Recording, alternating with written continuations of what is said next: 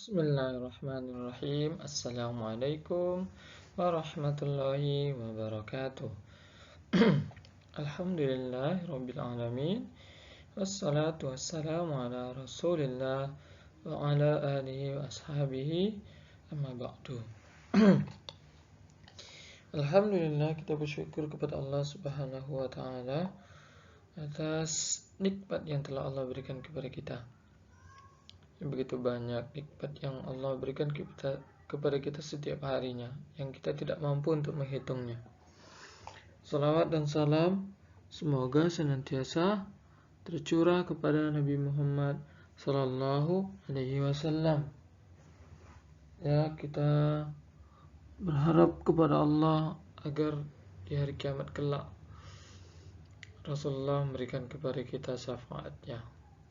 Ya, syafaat Rasulullah itu ada di hari kiamat atas izin Allah. Tayyib, untuk anak-anak Ustadz pada hari ini, semoga Allah senantiasa menjaga antum semuanya dari segala mara bahaya, musibah, dan penyakit.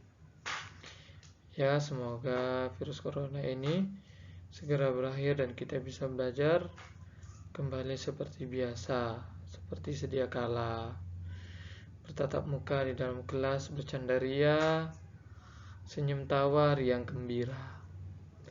Baik.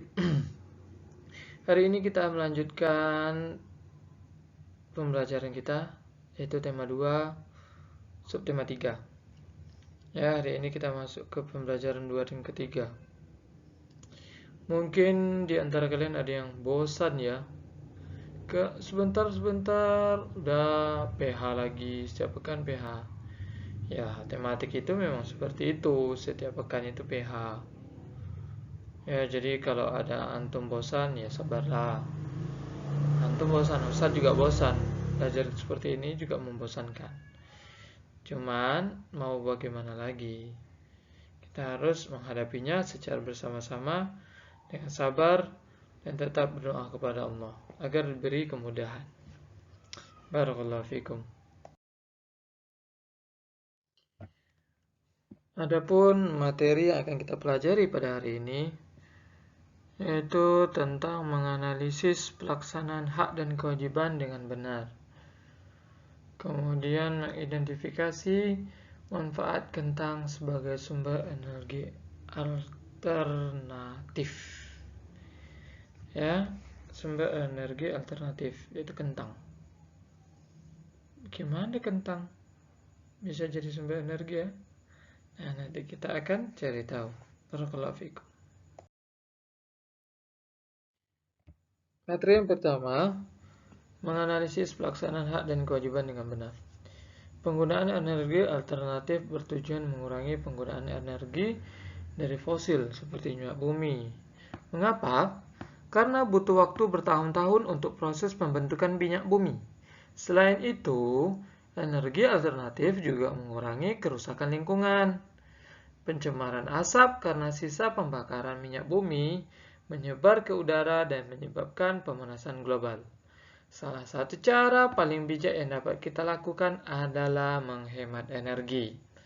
Ya, kita harus menghemat energi setiap saat. Energi listrik, minyak, energi apalagi air. Nah, itu harus kita hemat dengan baik. Kita gunakan dengan baik, kita manfaatkan dengan baik, ya. Jangan boros. Nah, silakan perhatikan halaman 102.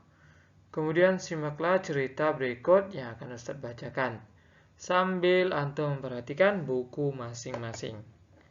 Buka buku halaman 102. Baik, barakallahu fikum. Silakan antum simak semua cerita yang Ustaz sampaikan ini, yang Ustaz bacakan ini. Nah, pada cerita ini akan ada bagaimana tentang hak dan kewajiban. Ya, mari kita sama-sama dengarkan. Ayo hemat energi. Hari ini, Udin dan teman-teman belajar mengenai energi minyak bumi. Di awal pembelajaran, Pak Burhan menyajikan sebuah gambar mengenai proses pembentukan minyak bumi. Ternyata butuh waktu yang sangat panjang. Jutaan tahun. Wah, pantas saja Udin sering mendengarkan anjuran hemat energi di mana-mana. Ketika berjalan pulang dari sekolah, Udin, Lani, dan Edo serta Siti berbincang-bincang mengenai menghemat energi. Mereka berpikir seharusnya ada yang dapat mereka lakukan untuk mengajak warga di Kampung Babakan untuk melakukan penghematan energi. Listrik, bahan bakar kendaraan, dan air adalah sumber daya yang dikonsumsi oleh warga desa sehari-hari. Edo ingat, hampir sepanjang hari televisi di rumahnya selalu menyala. Ada atau tidak ada yang menonton, seperti sudah menjadi kebiasaan. Seperti kebiasaan saja untuk langsung menyalakan televisi di pagi hari. Bahkan, ketika Edo ke sekolah, ayah kerja, dan ibunya memasak di dapur, televisi masih menyala tanpa penonton. Nah, itu satu hal yang dapat Edo lakukan. Ya, mengingatkan anggota rumahnya untuk menghemat penggunaan listrik. Memang, memperoleh aliran listrik adalah salah satu hak masyarakat.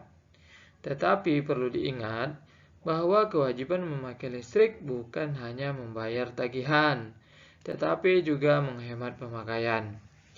Nah, ini juga ingat, ibunya selalu mengendarai sepeda motor untuk urusan apapun. Bahkan, belanja ke warung Mpok Pina di ujung kampung pun, ibu mengendarai motor. Lani menyadari ia harus mengingatkan ibu untuk menggunakan kendaraan seperlunya. Ibu perlu menghemat bahan bakar motor. Untuk jarak yang dekat, lebih baik berjalan kaki atau naik sepeda. Lebih hemat, lebih murah, dan lebih sehat. Udin dan Siti jadi berpikir keras. Pasti ada yang dapat mereka lakukan untuk mengajak keluarga dan warga sekitar untuk menghemat energi. Walaupun masih anak-anak, mereka pun menggunakan hak mereka sebagai pemakai energi. Jadi, mereka pun mempunyai kewajiban untuk melakukan penghematan.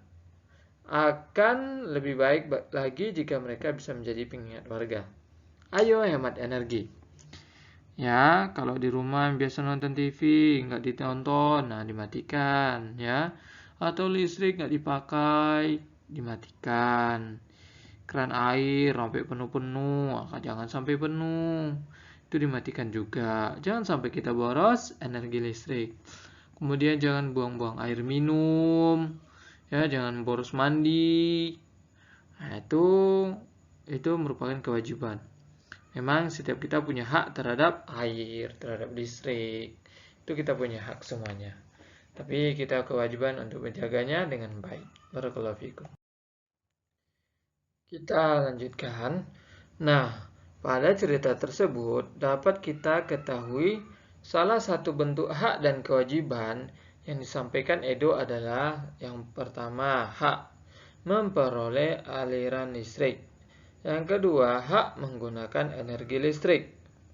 Ya, ada dua itu.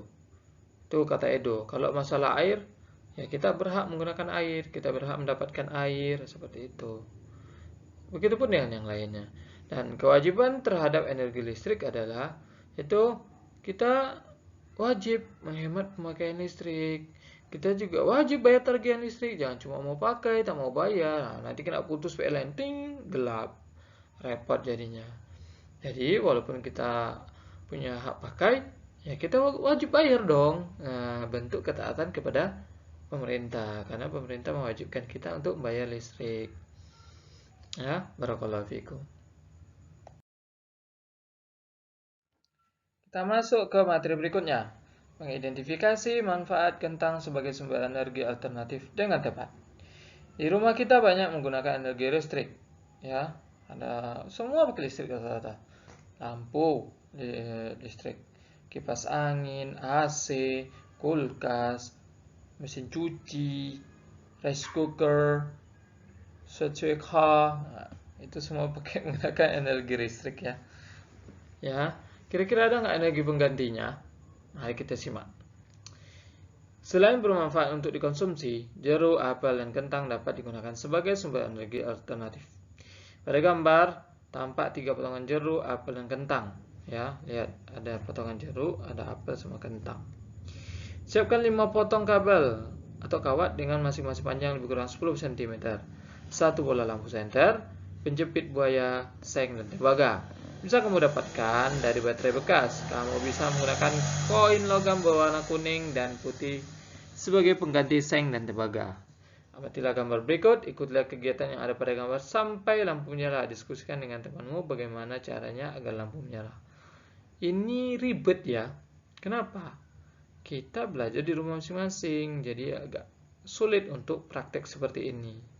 Butuh pendamping, butuh bimbingan, dan ini juga butuh biaya dan ribet sekali ya. Jadi cukup dipahami saja. Jika mau praktek di rumah silakan, Ustaz nggak paksa. Karena Ustaz nggak mau hal-hal yang sifatnya sedikit-sedikit pakai duit. Ya, repot nanti kita. Ya, jadi kentang, apel dan jeruk termasuk sumber energi alternatif yang bisa digunakan karena dia bisa mengalirkan listrik. Ya, Allahu a'lam seperti apa. Saya juga nggak pernah praktek sih. Karena ini, tapi bolehlah sekali-sekali praktek nanti kalau udah masuk ya. Barakallahu fikum. Nah, materi hari ini sedikit aja. Singkat, padat, dan jelas. Hanya 2 materi. Ustaz gabungkan dari pembelajaran 2 dan ketiga itu menjadi satu, kemudian Ustaz ringkas seringkas-ringkasnya. Nah, tugasnya pun sedikit aja kok. Nah, apa kata si Benny ini? Setelah berhemat energi juga cara yang paling bijak untuk mengurangi kerusakan lingkungan. Sebagai bagian dari masyarakat, itu adalah kewajiban kita. Hal-hal apa saja yang sudah kamu lakukan untuk menghemat energi? Nah, pertanyaannya itu, apa yang sudah aku lakukan untuk menghemat energi? Boleh kamu contoh di rumah, nggak apa-apa. Atau pernah di sekolah kamu buat apa juga nggak apa-apa. Buat diagramnya seperti itu ya. Menggunakan penggaris, buat dengan rapi. Di foto, kemudian nanti diupload di Google Classroom. Good luck dan semoga berhasil. Barakallahu fikum.